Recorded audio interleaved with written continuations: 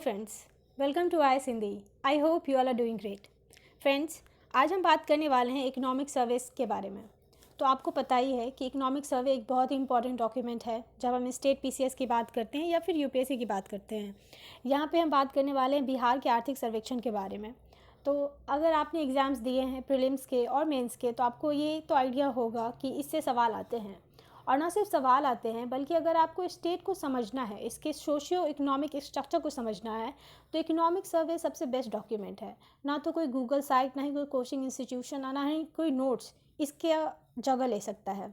तो हमारा प्रयास ये है कि एक ऐसा लेक्चर सीरीज़ लाया जाए जिसकी लैंग्वेज जो है इकोनॉमिक सर्वे से ईजी हो, क्योंकि इकोनॉमिक सर्वे स्टूडेंट्स एक तो रीज़न ये भी है नहीं पढ़ने का, वो ये कि ये बहुत ही ज़्यादा लेंदी होता है, लैंग्वेज थोड़ा सा टफ होता है। और ये जो 1920 का जो इकोनॉमिक सर्वे है मोर देन 600 पेजेस है, ऊपर से इसमें बहुत सारे फैक्ट्स एंड फिगर्स होते हैं, तो इंटरेस्टिंग नहीं लगता पढ़ने में। तो हमारा जो उद्देश्य है वो ये है कि एक ऐसा लेक्चर सीरीज़ लाया जाए जिसमें पॉइंट फॉर्मेट में हर चैप्टर से रिलेटेड जो स्टूडेंट पॉइंट ऑफ व्यू से इंपॉर्टेंट चीज़ें हैं उसको हम शामिल करें। साथ ही साथ हर वीडियो के एंड में एक एमसीक्यू, एक तरह से क्वेश्चन प्रैक्टिस कराएं, ताकि आपको एक ओवरऑल आइडिया हो कि अच्छा इस चैप्टर से इतने सारे सवाल बन सकते हैं या फिर मैंने इतनी सारी चीज़ें पढ़ी। साथ ही साथ इकोनॉमिक सर्वे के बहुत अच्छा डॉक्यूमेंट है in terms of pie chart, graph, जिसको हम अपने मेंस आंसर राइटिंग में ऐड कर सकते हैं।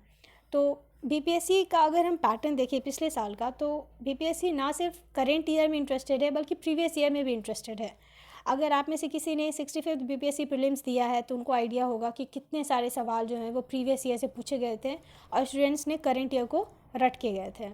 तो जब हम बीपीएससी मेंस के बारे में बात करते हैं तो यहाँ से हमें इकोनॉमिक सर्वे से हमें बहुत सारे स्टेटमेंट मिल जाएंगे जो हम अलग अलग टॉपिक में यूज़ कर सकते हैं। फॉर एग्जांपल पोवर्टी, तो इसमें पोवर्टी से रिलेटेड डेटाज़ हैं, बिहार में कौन से राज्य में ज़्यादा हैं, क्या स्ट्रक्चर है, बिहार जो है वो भारत की अपेक्षा कहाँ पे खड़ा है।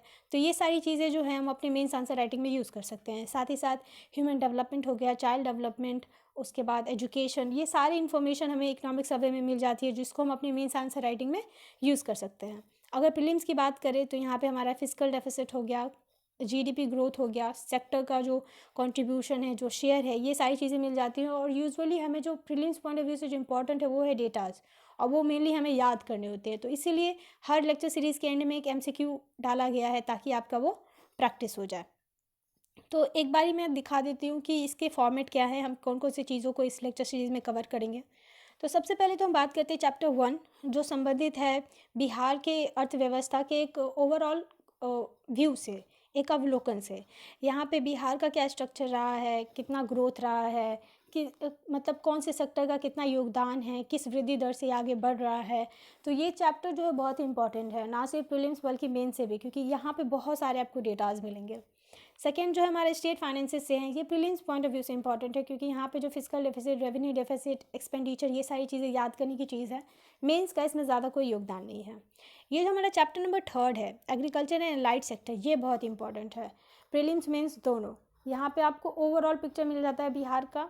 और अगर हम मेंस की बात करें जीएस पेपर 2, वहाँ पे अक्सर सवाल पूछे जाते हैं एग्रीकल्चर से, एलाइड सेक्टर से, फूड प्रोसेसिंग से, तो वहाँ पे हम इसको यूज़ कर सकते हैं। साथ ही साथ अगर इंटरव्यू में आपसे पूछे कि आपको इस डिस्ट्रिक्ट में इंचार्ज बनाया गया है तो आप उसका डेवलपमेंट प्रोग्राम कैसे करेंगे, तो अगर आपको मालूम है कि बिहार के हर डिस्ट्रिक्ट की क्या विशेषता है, कहाँ पे एग्रीकल्चर स्ट्रांग है, कहाँ पे वीक है, अगर आपको ये आइडिया है कि कौन से ज़िले में कौन सी चीज़ का सबसे ज़्यादा उत्पादन होता है या फिर क्या वहाँ का पैटर्न है, तो आप बहुत ही ईजिली कुछ चीज़ों को बता सकते हैं। तो ओवरऑल ज्ञानवर्धन के लिए ये बहुत इंपॉर्टेंट चैप्टर है। हमारा चैप्टर 4 है उद्यम क्षेत्र से संबंधित। चैप्टर 5 और श्रम, रोजगार और प्रवासन, माइग्रेशन बहुत ही इंपॉर्टेंट है कोविड-19 के बाद, क्योंकि ये एक ऐसा टर्म है जो बहुत ज़्यादा यूज़ हुआ है और बिहार जो है वो एक सोर्स रहा है माइग्रेशन का, तो हम इसको विस्तृत तौर पे पढ़ेंगे। चैप्टर 6 जो है वो इंफ्रास्ट्रक्चर यानी बुनियादी ढांचे से संबंधित है। 7 जो है वो एनर्जी सेक्टर से, 8 रूरल डेवलपमेंट से, 9 जो है वो अर्बन डेवलपमेंट से। Chapter 10 banking and allied sector. 11, 12 जो है वो बहुत ही इंपॉर्टेंट है क्योंकि ये ह्यूमन डेवलपमेंट और चाइल्ड डेवलपमेंट से है। मेंस में आपको बहुत सारे फोल्डर पॉइंट्स इन दोनों चैप्टर से आपको मिल जाएंगे। अब जो चैप्टर 13 एंड 14 है, जलवायु परिवर्तन, पर्यावरण एंड ई गवर्नेंस, ये दो चैप्टर क्यों इंपॉर्टेंट है, क्योंकि पहली बार इकोनॉमिक सर्वे में इसको ऐड किया गया है। तो एक सवाल तो आपको यहीं से बन जाता है कि कौन से ऐसे सब्जेक्ट्स हैं जो इस बार के इकोनॉमिक सर्वे में ऐड किए गए हैं। तो कौन कौन से हैं? पर्यावरण और जलवायु परिवर्तन और ई गवर्नेंस।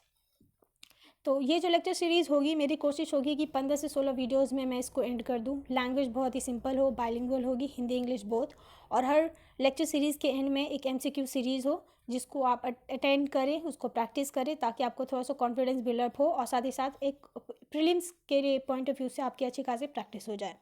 तो आई होप आप ये लेक्चर सीरीज़ ज़रूर देखें, सारे वीडियोज़ को देखें। That's all for today. Thank you very much for this discussion.